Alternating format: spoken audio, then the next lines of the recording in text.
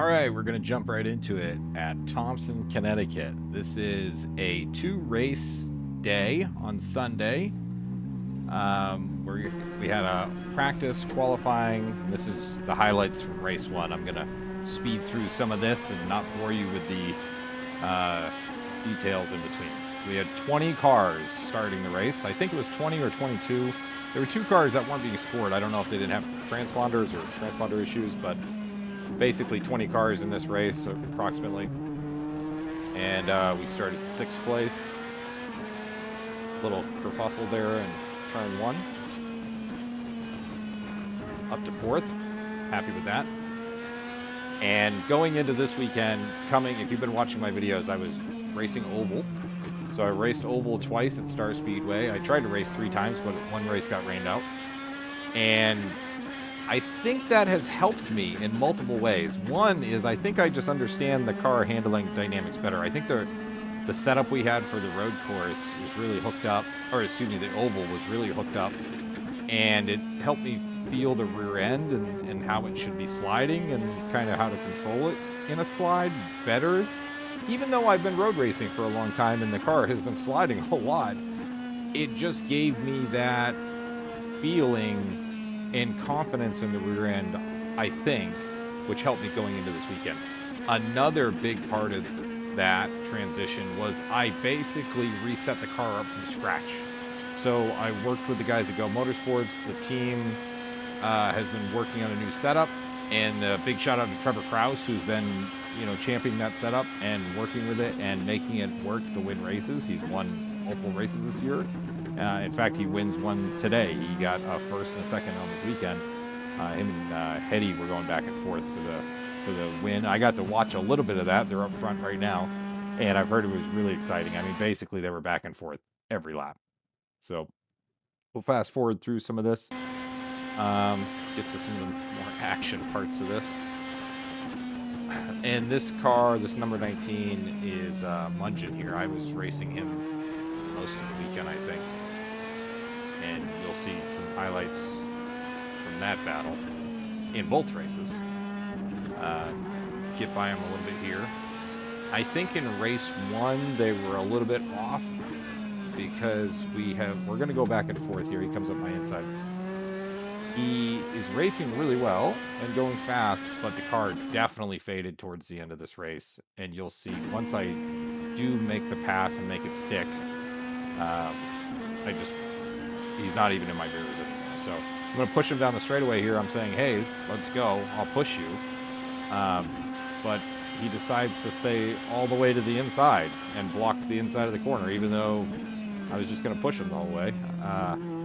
I think laying on your bumper is a pretty clear indication that I'm not going to pass you, but there we are. So we'll speed up, basically stay behind him again to the straightaway. And again, he's just not getting off that corner as good, so now I'm not going to push him.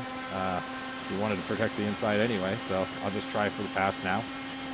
Got the run off the corner, and he's so good on the brakes. I mean, no matter how late you brake, he's going to brake later. So I leave a wide berth on the inside here, probably way too much room, because I haven't raced this person a lot, and I'm not sure how late they're going to brake and be in control. So left a little extra room there. We'll speed up to the next lap again, coming on the straightaway.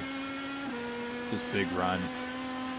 Just getting off that corner way better. The car is absolutely dialed in. Like I said, we rebuilt the car, not rebuilt the car, but reset up the car from absolute scratch.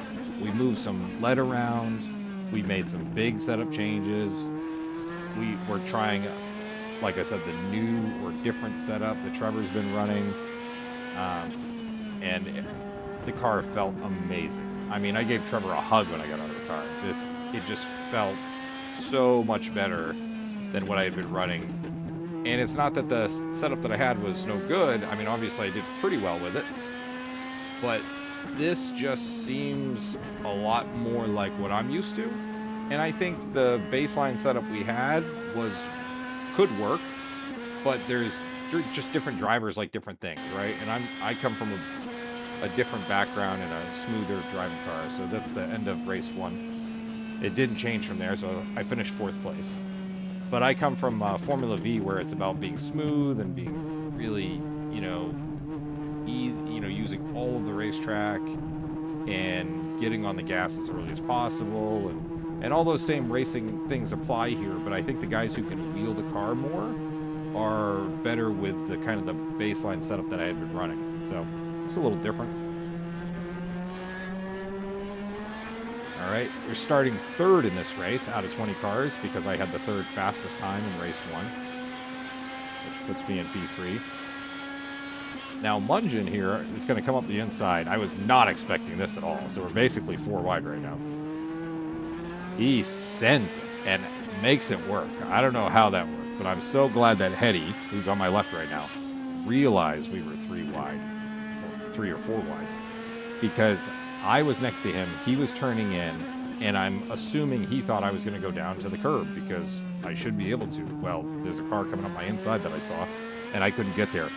I think I even saw him react because he looked over, he saw that blue car coming, and he actually moved to the left a little bit, probably thinking there was going to be some sort of incident, and made it work. And now he's phenomenal. These guys are all phenomenal drivers, so I feel very comfortable racing around them.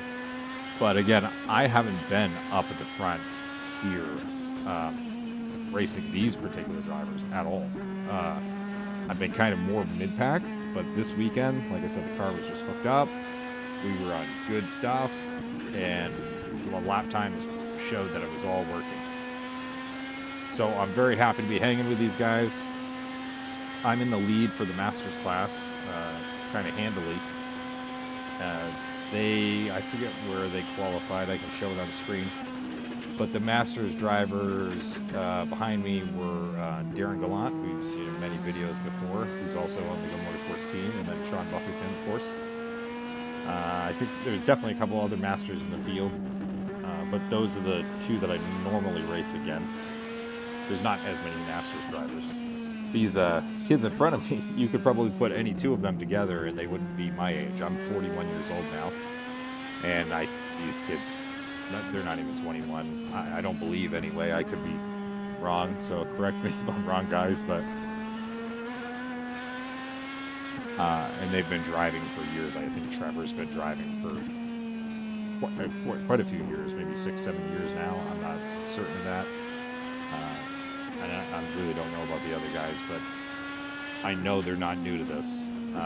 They've been around Legends cars and racing Bandoleros or whatnot, driving. Some of them are driving other cars in other tour series. So just happy to finally, I feel like, be in a position where I can hang with the front of the pack. And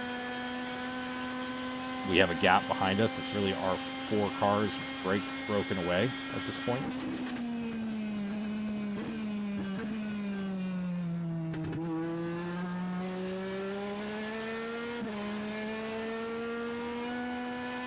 Now, knowing what I know from race 1, I'm expecting the blue car, Mungin's car, to kind of fall off halfway through or maybe a little further into this race.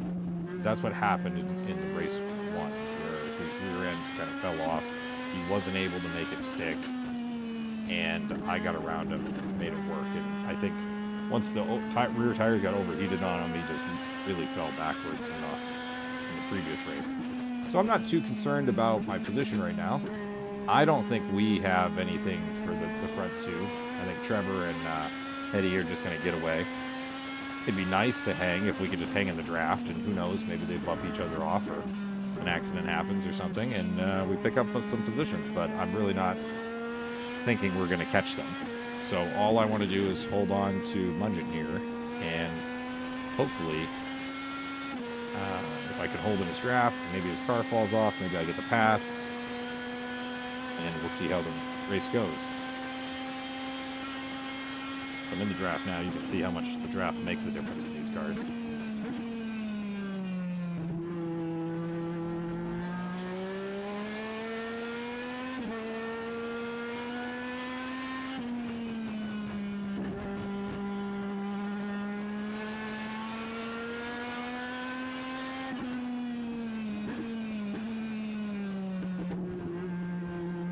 So he's not getting away from me, and that's exactly what I want. I'm the type of driver that takes a couple laps to really warm up to being trusting of the car. And so I'm in the perfect position right now, I feel. I'm just going to follow him. Hopefully he's going to fade off. I'm going to get by him at some point. I know he's not going to be easy to get by no matter what. But hopefully it plays out like the first race. And if it does, I'm going to be in third position. I mean, that's the podium spot for the overall of the 20-car field. That'd be amazing. And so all I want to do is finish this race and hopefully pick up that spot. Now we'll see. Just like last race, I got a better run off of the exit here. I'm just going to push him down the straightaway. Again, he stays to the right instead of just staying on line. And I kind of have a moment there. Slide the car a little too much going in. So he does not want to give up that spot. So again, based on that, I'm figuring this is going to play out just like race 1. All I got to do is be patient. Speed it up here. Coming on the straightaway again. Show my nose a little bit. Doesn't want to play nicey nice with the pushing, so see if I could just get by him. No, I slide the car a little bit.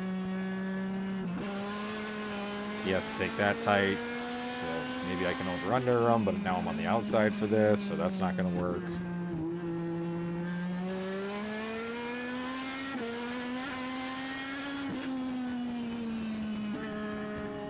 So here I am behind again, thinking, oh, I'll just wait a couple more laps and the rear tires will burn off, right? Getting sucked right up to him in the draft again. Defending the inside, so I'll go outside. Try to over-under him. And then, again, my rear end slides a little too much. So my tires are starting to give up at this point. I did not swap my tires front to rear, so the rear tires are really what give up on these Legends cars on a road course. And going into the day, I had 4 brand new tires. I should have probably swapped my front tires to the rear for this last race because they would have been fresher. I didn't do that. I figured the car was hooked up, everything's set. I didn't feel like I was overusing the rear end of the car like I had in previous races, so I figured we'd be all set. Well, that's not the case here.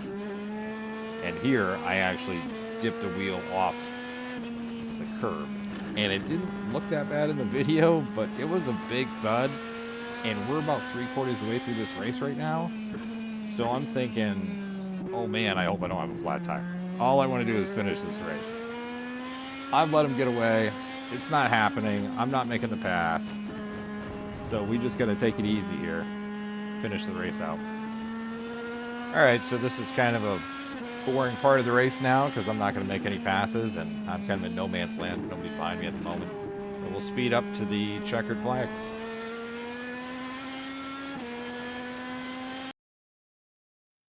And here we are at the end of the race. So that is 2 fourth place overalls, 2 wins in Masters class in a 20-car field.